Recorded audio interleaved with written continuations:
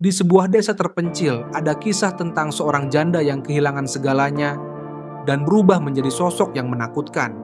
Siapa dia dan kenapa namanya masih dibisikkan hingga hari ini?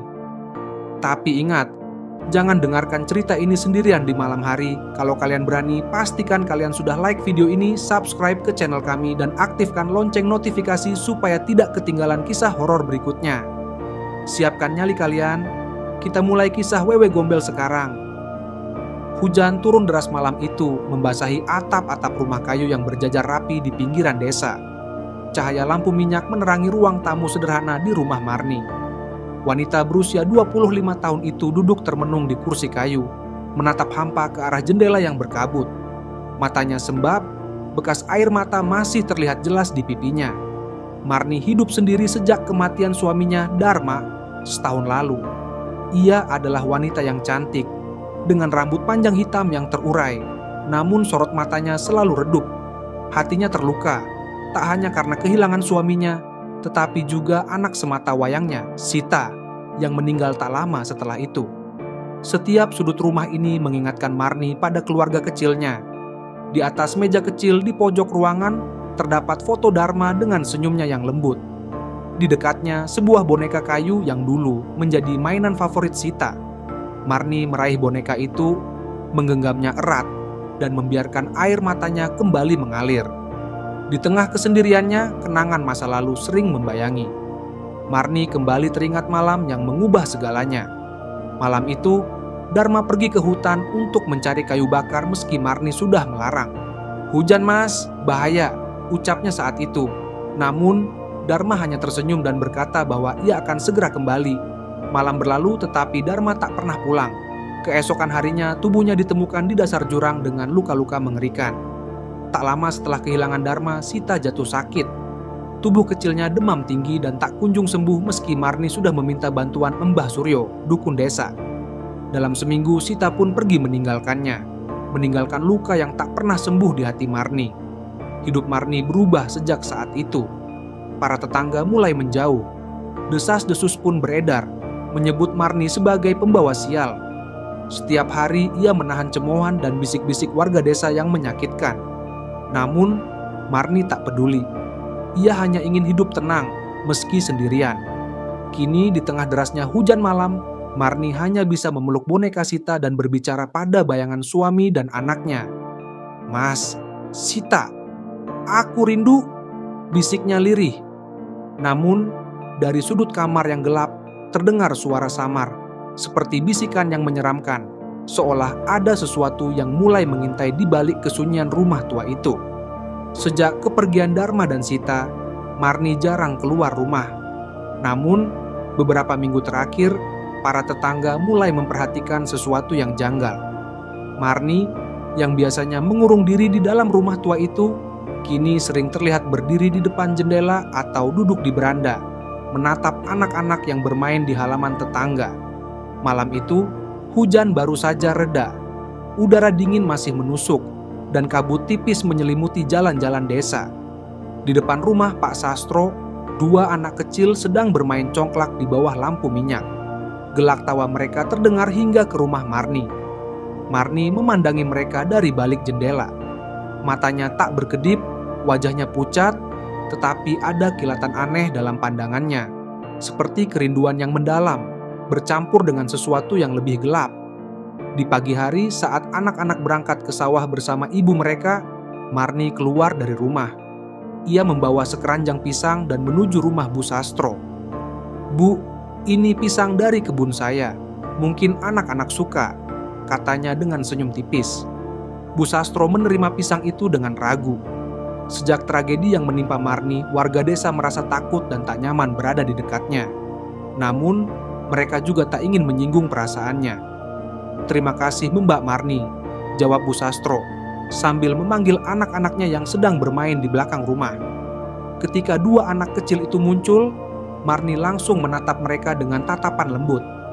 "Anak-anak, suka congklak ya?" tanyanya sambil berjongkok agar sejajar dengan mereka. "Kami suka, Bu," jawab anak laki-laki yang lebih tua, sedikit malu-malu. Marni tersenyum, tetapi senyum itu terasa aneh. terlalu lebar, terlalu dipaksakan. Tangannya terulur, mengusap kepala si anak dengan lembut. "Kalian anak-anak yang manis, harus dijaga baik-baik ya. Jangan sampai hilang. Seperti Sita." Kata-katanya membuat Bu Sastro merinding. Ia cepat-cepat menarik anak-anaknya masuk ke dalam rumah, meninggalkan Marni yang berdiri sendirian di halaman. Namun, Marni tak marah. Ia hanya tersenyum tipis sambil memandangi pintu rumah yang tertutup rapat. Sejak itu, Marni semakin sering terlihat di sekitar anak-anak. Saat mereka bermain di jalan setapak, Marni muncul entah dari mana dan duduk di pinggir jalan, mengawasi mereka dalam diam. Ia membawa permen gula merah, menawarkan kepada anak-anak dengan lembut.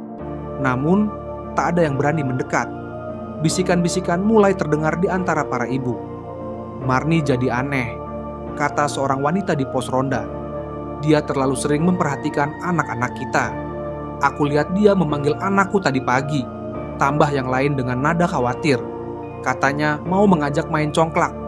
Para ibu mulai mengingatkan anak-anak mereka. "Jangan mendekati rumah Bu Marni, ya. Jangan bicara dengannya. Kalau dia memanggil, pura-pura tidak dengar." Namun, Marni tak pernah menunjukkan niat jahat. Sebaliknya, ia terlihat begitu lembut dan penuh perhatian pada anak-anak. Tetapi, di mata para warga, ketertarikan Marni mulai tampak berlebihan, dan itu membuat mereka takut. Suatu malam, saat hujan kembali turun deras, Marni duduk di depan jendela kamarnya. Ia memandang ke arah jalan setapak yang gelap dan berlumpur. Tiba-tiba, di bawah pohon beringin besar di halaman rumahnya, ia melihat bayangan seorang anak kecil berdiri mematung. Marni bangkit dengan cepat, membuka pintu depan dan berjalan keluar. "Sita!" panggilnya, suaranya bergetar di antara tetesan hujan. Namun, ketika ia mendekati pohon, bayangan itu lenyap. Hanya suara angin yang berbisik di telinganya, seolah memanggil namanya. "Marni, Marni." Di dalam hatinya yang rapuh, Marni merasa yakin anak-anak itu memanggilnya. Anak-anak yang hilang, anak-anak yang terlupakan. Ia harus menjaga mereka, melindungi mereka, karena tak ada yang peduli pada mereka seperti ia peduli pada Sita. Dengan tangan gemetar, ia kembali ke rumah. Namun kali ini, ia membawa serta suara angin dan bayangan pohon beringin itu dalam pikirannya. Dan di malam itu, Marni merasa sesuatu yang asing mulai merasuki jiwanya. Sesuatu yang gelap, sesuatu yang tak akan pernah bisa ia lepaskan. Suasana di desa itu semakin muram. Hujan yang turun hampir setiap malam menambah rasa cemas di hati warga. Rumor mulai menyebar dengan cepat. Warga desa berbisik-bisik di pos ronda, di sawah, dan di halaman rumah mereka, membicarakan satu hal yang membuat mereka gelisah. Anak-anak mulai hilang secara misterius. Yang pertama hilang adalah Siti, anak perempuan berusia 6 tahun, putri Bu Sastro. Malam itu Siti tertidur di kamar bersama kakaknya. Namun, saat pagi tiba, ia tak ada di tempat tidurnya. Bu Sastro panik, berlari keluar rumah sambil memanggil-manggil nama anaknya. Namun Siti tak ditemukan. Pencarian pun dimulai. Kepala desa memimpin warga menyusuri sawah, kebun, dan hutan di sekitar desa. Mereka membawa obor, meneriakkan nama Siti ke dalam kegelapan. Namun, hingga malam tiba, tak ada tanda-tanda keberadaannya. Di tengah kepanikan itu, bisik-bisik mulai mengarah kepada Marni. "Marni sering terlihat memperhatikan anak-anak kita," bisik salah satu warga di pos ronda. "Aku pernah melihat dia memberi permen ke anak-anak," tambah yang lain. Bahkan, malam sebelum Siti hilang, aku melihat Marni berdiri di depan rumah Bu Sastro, menatap ke arah jendela kamar anak-anak. Kepala desa mengerutkan kening. "Itu hanya kebetulan," katanya, meski nada suaranya terdengar ragu. Namun, ketika anak kedua hilang beberapa hari kemudian, warga tak lagi bisa menahan kecurigaan mereka. Kali ini, yang hilang adalah Joko, anak laki-laki berusia 7 tahun. Ia terakhir terlihat bermain di dekat pohon beringin besar di halaman rumah Marni. Pohon beringin itu sudah lama dianggap angker. Menurut cerita turun-temurun, pohon itu adalah tempat bersemayamnya roh halus. Namun, Marni tampak tak peduli. Ia justru sering terlihat berdiri di bawah pohon itu, memandangi cabang-cabangnya yang menjuntai seperti tangan yang melambai ke arah desa. Malam itu para warga berkumpul di pos ronda. Mereka gelisah, mata-mata mereka mencerminkan rasa takut yang semakin dalam. "Kita harus bicara dengan Marni," kata Mbah Suryo, dukun desa yang dihormati. "Sesuatu yang janggal sedang terjadi dan kita tak boleh membiarkannya begitu saja." Keesokan harinya, beberapa warga termasuk Mbah Suryo dan kepala desa mendatangi rumah Marni. Mereka mengetuk pintu dengan keras. "Marni, bukakan pintu!" seru kepala desa. Tak ada jawaban. Namun, mereka bisa mendengar langkah kaki perlahan dari dalam rumah. Setelah beberapa saat, pintu berderit terbuka memperlihatkan sosok Marni yang berdiri di ambang pintu dengan wajah pucat. "Ada apa, Pak?" tanyanya dengan suara lembut namun dingin. "Anak-anak desa mulai hilang," kata kepala desa dengan nada tegas. "Dan beberapa warga melihatmu dekat dengan mereka sebelum mereka menghilang. Apa kau tahu sesuatu tentang ini?" Marni menatap mereka dengan pandangan kosong. "Aku hanya ingin melindungi mereka," jawabnya pelan. "Aku tak ingin ada anak yang terlupakan, seperti Sita." Jawaban itu membuat bulu kuduk warga meremang. Ada sesuatu yang salah dengan cara Marni berbicara. Sesuatu yang membuat mereka merasa takut, meski mereka tak bisa menjelaskan apa itu. Mbah Suryo maju selangkah menatap Marni dengan tajam. "Marni, kau harus jujur. Apakah kau melihat sesuatu di sekitar pohon beringin itu? Apakah ada yang datang kepadamu?" Marni hanya tersenyum tipis. "Pohon itu adalah rumah mereka," katanya. Suaranya terdengar seperti bisikan angin. "Mereka yang tak pernah diperhatikan, mereka memanggilku. Dan aku mendengar mereka." Warga mundur selangkah dengan ketakutan. Kata-kata Marni terdengar seperti pengakuan, namun juga seperti sesuatu yang berasal dari dunia lain. "Kita harus melakukan sesuatu," bisik kepala desa pada Mbah Suryo, "sebelum semuanya terlambat." Namun, di dalam rumahnya yang gelap, Marni berdiri di depan jendela menatap pohon beringin besar di halaman. Di antara dedaunan yang lebat, ia bisa melihat bayangan anak-anak yang berdiri, memandangnya dengan senyum samar. Mereka tak pernah meninggalkannya, dan mereka tak akan pernah pergi. Rumor yang beredar di desa tak bisa lagi dibendung. Nama Marni terus disebut-sebut dalam percakapan warga di pos ronda, di pasar, bahkan di rumah-rumah. Setiap kali seorang anak hilang, kecurigaan mengarah kepadanya. Malam itu, pos ronda dipenuhi warga yang gelisah. Hujan gerimis turun, membuat suasana semakin mencekam. Kepala desa berdiri di tengah-tengah mereka, menatap wajah-wajah yang dipenuhi rasa takut dan amarah. "Kita tak bisa membiarkan ini berlanjut," kata Pak Lurah dengan suara tegas. "Anak-anak kita terus hilang dan semua petunjuk mengarah pada Marni."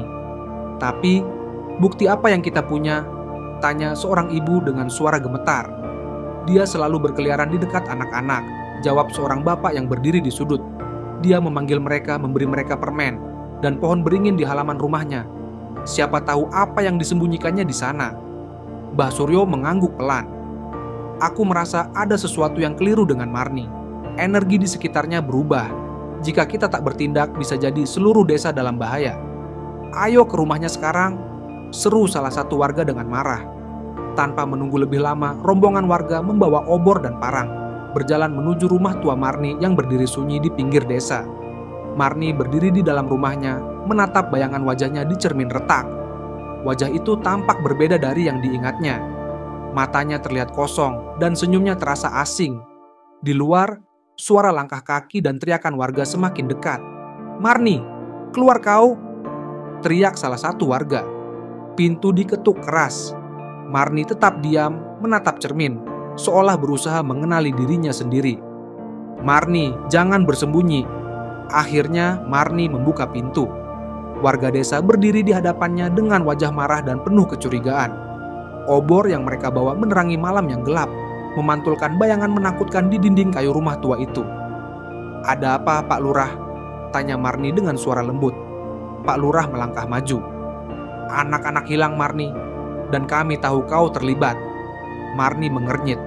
"Aku? Kenapa aku dituduh begitu?" "Jangan berpura-pura," teriak seorang ibu. "Aku melihatmu memanggil anakku.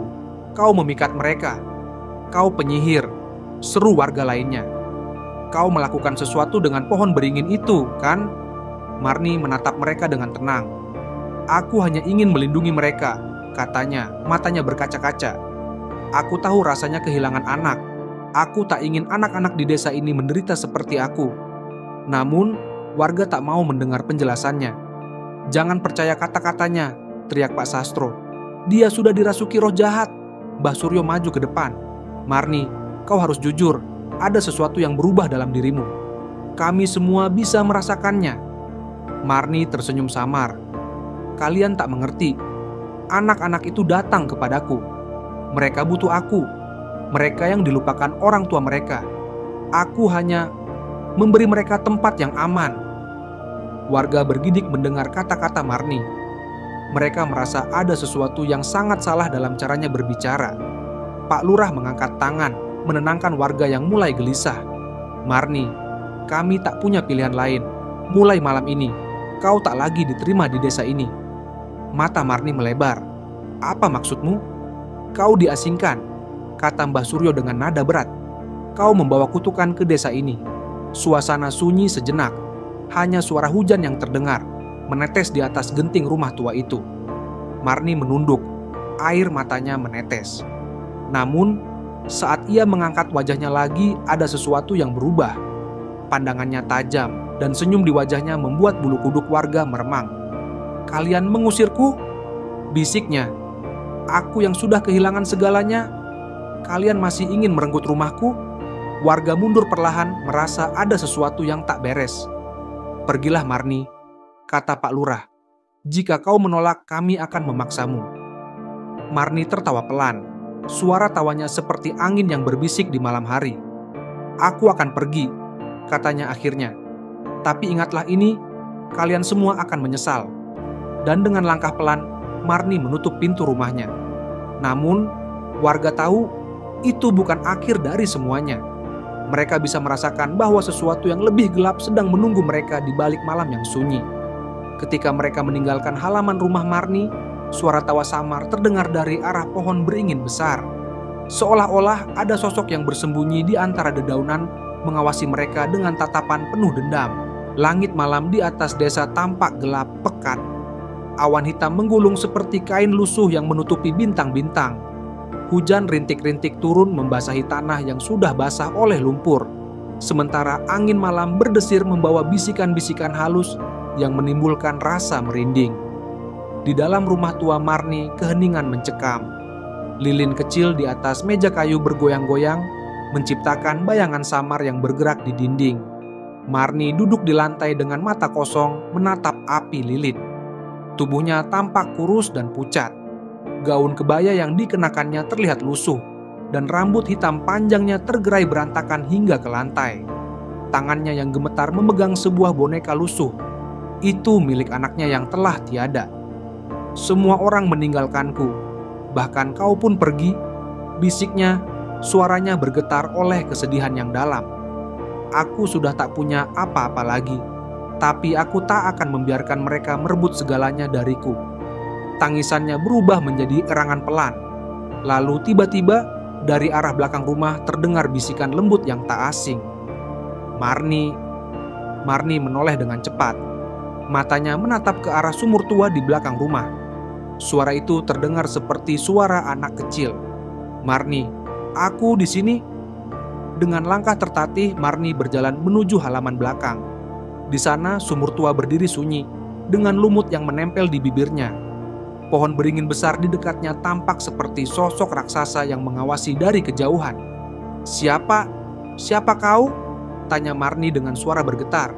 Bukankah kau ingin mereka kembali? Marni menahan napas. Tubuhnya bergetar, matanya membelalak. Aku bisa membantumu, lanjut suara itu.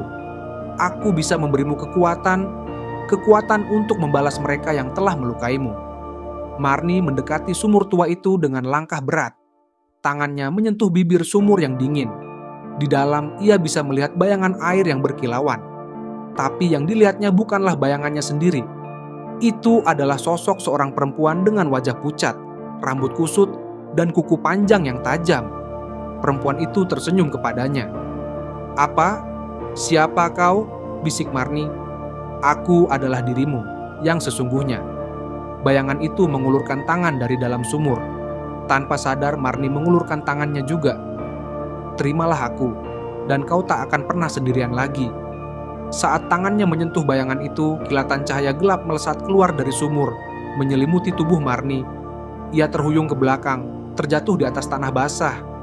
Tubuhnya bergetar hebat, rasa sakit menjalar ke seluruh tubuhnya. Marni menjerit. Kulitnya memucat. Rambutnya yang hitam berubah menjadi lebih panjang dan kusut. Kuku-kukunya tumbuh memanjang seperti cakar. Kebaya yang dikenakannya berubah menjadi lusuh dan penuh debu. Senyumannya menyeringai, memperlihatkan gigi-gigi yang tajam. Marni telah hilang. Yang berdiri di tempatnya kini adalah Wewe Gombel. Malam itu, desa diliputi teror. Angin bertiup kencang, membuat pintu-pintu rumah berderak dan jendela bergetar. Warga desa yang masih terjaga mendengar suara tawa melengking yang menggema di tengah malam. "Apa itu?" tanya seorang ibu dengan gemetar. "Suara dari arah pohon beringin," jawab suaminya dengan wajah pucat. Di sudut desa, seorang anak laki-laki berjalan keluar dari rumahnya. Ia seolah sedang berjalan dalam tidur. Matanya kosong, mengikuti bisikan halus yang hanya bisa didengarnya sendiri. "Sayang, kemarilah," suara lembut itu memanggil. "Aku akan menjagamu." Anak itu terus berjalan menuju pohon beringin besar di dekat rumah Marni. Dari balik dedaunan lebat, sesosok perempuan muncul. Rambutnya tergerai panjang, kebayanya lusuh, dan matanya menyala dalam kegelapan. Wewe Gombel merentangkan tangannya.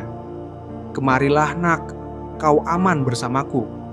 Anak itu berjalan mendekat tanpa ragu. Wewe Gombel meraih tangannya dan membawanya masuk ke dalam bayang-bayang pohon. Keesokan paginya, warga desa kembali gempar. Satu lagi anak hilang tanpa jejak. "Ini sudah keterlaluan," seru Pak Lurah dengan wajah geram di pos ronda. "Kita harus menemukan mereka sebelum terlambat." Mbah Suryo berdiri dengan tatapan serius. "Aku sudah bilang ada yang berubah di desa ini, dan aku tahu siapa yang bertanggung jawab." "Marni," bisik seorang warga dengan ngeri.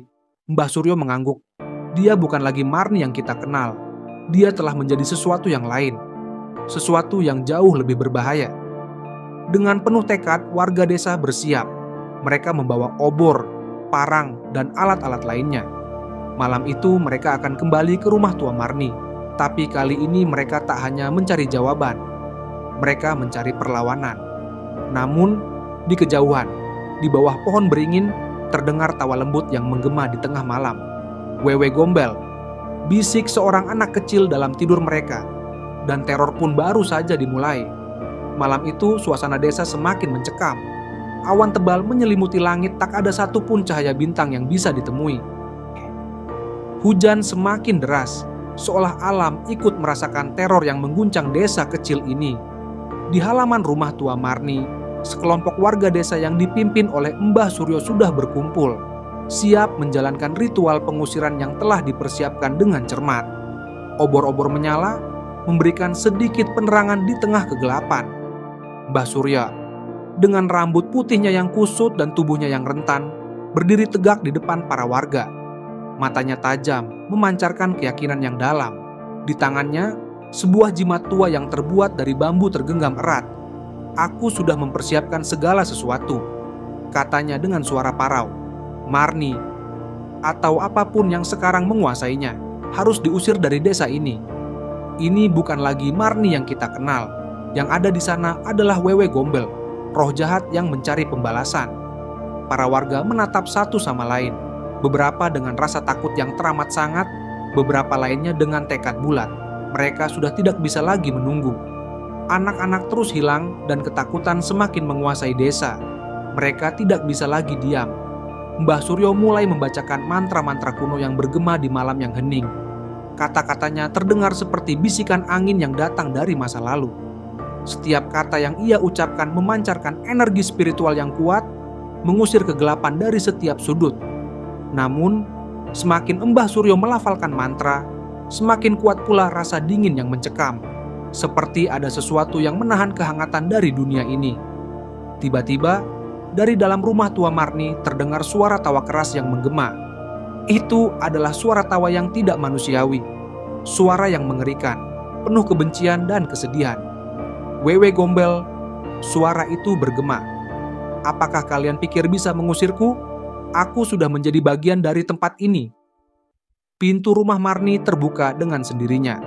Dari dalam muncul sosok Wewe Gombel yang kini bukan lagi Marni yang lemah, melainkan sebuah wujud yang menakutkan. Rambutnya panjang tergerai, matanya berkilat merah, dan kuku-kukunya yang panjang mencuat tajam.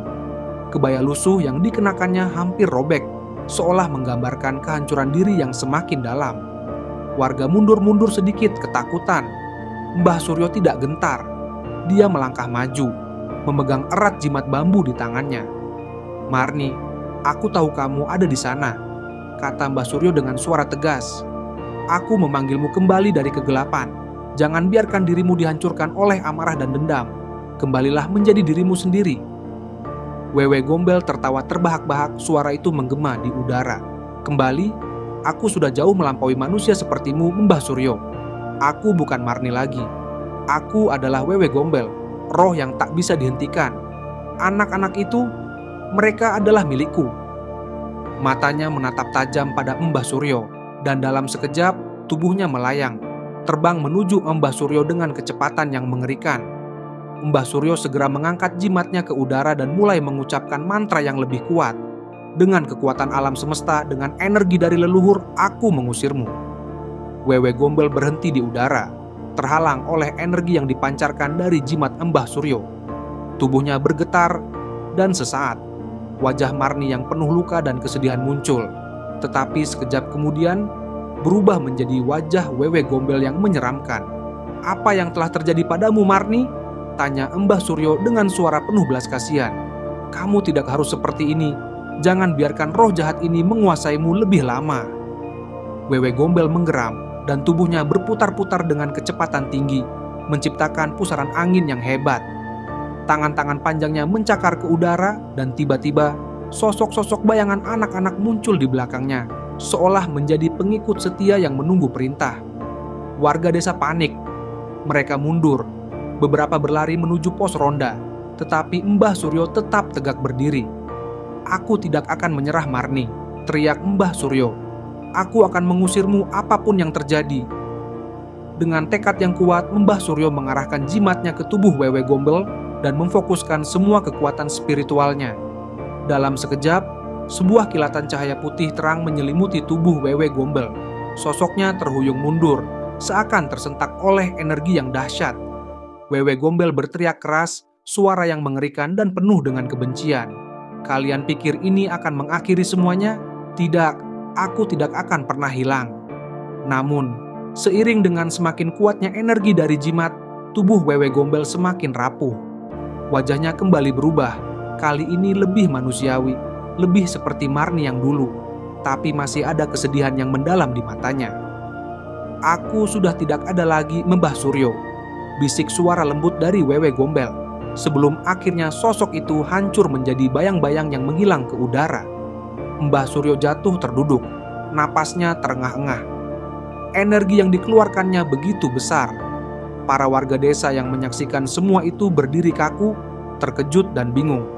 Apa yang baru saja mereka saksikan? Namun, di atas pohon beringin yang besar, terdengar suara bisikan halus yang membawa angin dingin. "Marni masih ada di sini, di dalam hatiku. Wewe Gombel mungkin telah pergi, tetapi apakah itu berarti kedamaian bagi desa ini? Ataukah kehadirannya akan meninggalkan bekas yang sulit terhapus?" Malam setelah ritual pengusiran, desa itu terasa lebih sunyi dari biasanya. Angin yang sebelumnya bertiup kencang kini mereda, dan hujan yang mengguyur sepanjang malam juga mulai berhenti. Langit yang sebelumnya gelap dan penuh awan kini mulai cerah, meskipun hanya sedikit cahaya dari bulan yang tersisa. Seakan alam ikut merayakan kembalinya kedamaian. Namun, rasa cemas masih menggelayuti hati warga desa. Mbah Suryo yang masih duduk lemas di tanah memandang ke arah pohon beringin besar di halaman rumah Marni. Tidak ada lagi bayangan Wewe Gombel yang menggantung di udara. Tidak ada lagi suara tawa mengerikan atau wajah yang menyeramkan. Sosok itu yang selama ini menakut-nakuti desa akhirnya menghilang. Namun, meskipun desa kini tenang, tidak ada yang bisa benar-benar merasa lega. Wewe Gombel telah pergi, tetapi apakah semuanya sudah selesai? Di dalam hati Mbah Suryo ada keraguan yang masih menggelayuti. Apakah Marni benar-benar telah pergi? Ataukah hanya sebagian dari dirinya yang tetap ada di dalam dunia ini? Warga desa yang lainnya mulai mendekati, perlahan-lahan menghampiri Mbah Suryo. Mereka terlihat kelelahan dan wajah mereka penuh keletihan setelah menyaksikan teror yang tak terbayangkan sebelumnya. Mereka tahu, meskipun teror itu tampaknya telah berakhir, desa ini tetap akan menyimpan luka yang dalam. "Apakah sudah berakhir, Mbah?" tanya kepala desa dengan suara ragu. Suaranya menggema di malam yang masih sepi. Mbah Suryo mengangguk pelan meskipun matanya tidak meyakinkan. Marni sudah pergi. Tapi apakah kita benar-benar bisa mengatakan bahwa kita bebas dari segala yang telah terjadi? Hati-hati, karena kegelapan selalu memiliki cara untuk kembali. Namun, perkataan Mbah Suryo sepertinya hanya menyisakan rasa takut yang lebih dalam di hati warga desa. Mereka semua tahu bahwa meskipun Wewe Gombel menghilang dari dunia fisik, mungkin ada sesuatu yang lebih dalam yang perlu disembuhkan. Suatu luka yang tidak bisa disembuhkan hanya dengan mengusir roh jahat. Di tengah kesunyian malam itu, sebuah suara kecil terdengar, seperti desahan dari dalam rumah Marni. Tiba-tiba, seorang anak kecil yang sebelumnya hilang keluar dari dalam rumah tersebut. Wajahnya pucat, matanya masih tampak bingung dan kebingungan, namun tubuhnya utuh, tidak terluka. Anak itu adalah Siti, salah satu anak yang telah hilang beberapa hari sebelumnya. Bu Siti," panggil seorang ibu dari kejauhan, terisak sambil berlari menuju anaknya yang tiba-tiba muncul kembali.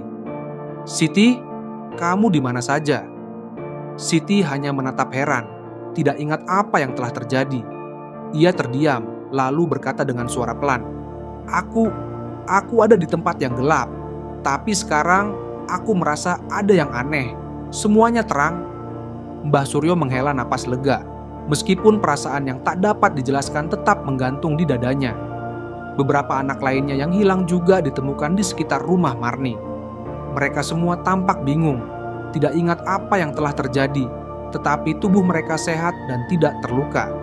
Seiring dengan ditemukannya anak-anak yang hilang, rasa lega mulai menyelimuti desa. Warga mulai berkumpul dan berbisik. Mereka tahu bahwa teror yang menimpa desa mereka telah berakhir. Namun, tidak semua bisa sepenuhnya melupakan kejadian itu. Ketakutan yang selama ini merasuki mereka akan terus menjadi bayang-bayang di dalam hati, sebuah perasaan yang tak mudah hilang. Mbah Suryo menatap ke arah pohon beringin besar, tempat semua kisah kelam ini dimulai dan berakhir. Di sana angin bertiup perlahan, dan dedaunan bergoyang, seakan memberi pesan yang tak terucapkan. Mbah Suryo tahu bahwa tidak ada yang benar-benar bisa mengusir kegelapan selamanya. Meskipun Wewe Gombel telah pergi, kegelapan tetap ada di dunia ini, tersembunyi di balik setiap sudut dan bayangannya. Tapi setidaknya kita bisa berharap, kata Mbah Suryo pada dirinya sendiri. Kita bisa berharap bahwa kegelapan itu tidak akan kembali. Dengan hati yang penuh pertanyaan, warga desa mulai kembali ke rumah mereka, dan desa yang sempat diliputi teror kembali menemukan ketenangan. Namun, mereka semua tahu bahwa kegelapan yang satu ini mungkin sudah berakhir, tetapi mungkin masih ada kegelapan lain yang harus dihadapi di masa depan. Beberapa bulan setelah teror yang mengerikan itu, desa kembali merasakan ketenangan yang lama hilang. Rumah-rumah kayu di sepanjang jalan setapak kembali berdiri kokoh, dan padi yang menguning di sawah-sawah tampak segar. Warga desa kembali menjalani kehidupan sehari-hari mereka, bertani, berkebun, dan menjaga tradisi yang telah diwariskan turun-temurun.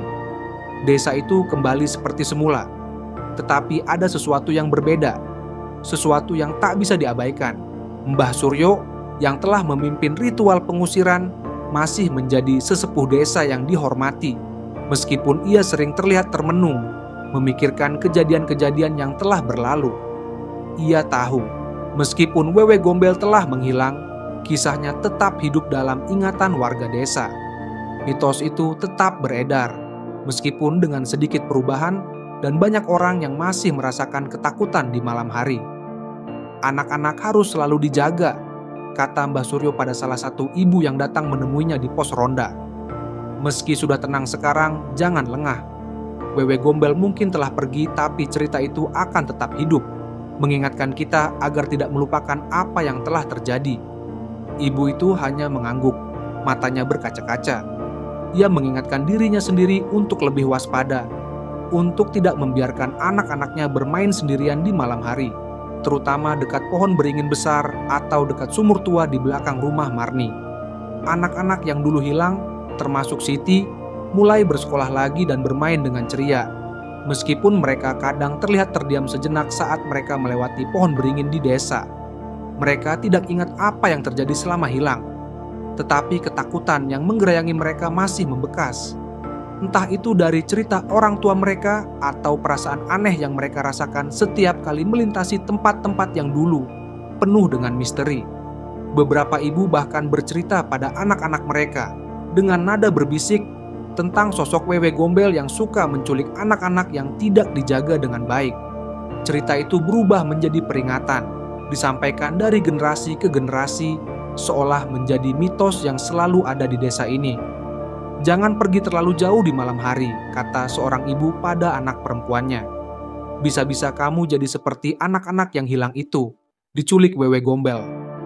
Anak-anak itu mendengarkan dengan penuh perhatian, menatap keluar jendela rumah mereka yang menghadap ke hutan. Mereka mungkin tidak sepenuhnya percaya pada cerita-cerita tersebut, tetapi ketakutan yang ditinggalkan oleh wewe gombel mengakar begitu dalam, menciptakan bayangan yang menghantui setiap langkah mereka. Sementara itu, rumah Marni yang kini kosong tetap berdiri di pinggir desa. Bangunan kayu itu sudah mulai lapuk dimakan usia, namun pohon beringin besar yang ada di halaman tetap berdiri tegak, seakan menjadi saksi bisu dari semua yang telah terjadi. Banyak warga yang memilih untuk tidak mendekati rumah itu, meskipun mereka tahu tidak ada lagi sosok wewe gombel yang akan muncul. Bagi mereka, rumah itu membawa kenangan kelam yang lebih baik ditinggalkan dan dilupakan. Di malam hari, saat angin mulai bertiup pelan dan udara terasa dingin, beberapa warga masih bisa merasakan sesuatu yang aneh.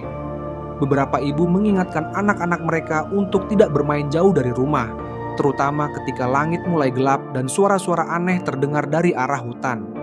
"Jaga anak-anak, jangan biarkan mereka pergi terlalu jauh," kata kepala desa suatu malam sambil melihat ke langit yang semakin gelap. Mitos tentang wewe gombel mungkin sudah berakhir, tapi kita tidak pernah tahu apakah kegelapan itu akan kembali dengan cara yang berbeda. Dengan ketenangan yang dipulihkan, desa tetap hidup dengan cerita-cerita yang terus berputar. Mitos wewe gombel tetap hidup menjadi bagian dari budaya dan tradisi mereka, meskipun sebagian besar warga desa lebih memilih untuk melupakan. Mereka tahu bahwa meskipun wewe gombel telah menghilang, ketakutan itu tetap ada, menghantui setiap generasi yang datang.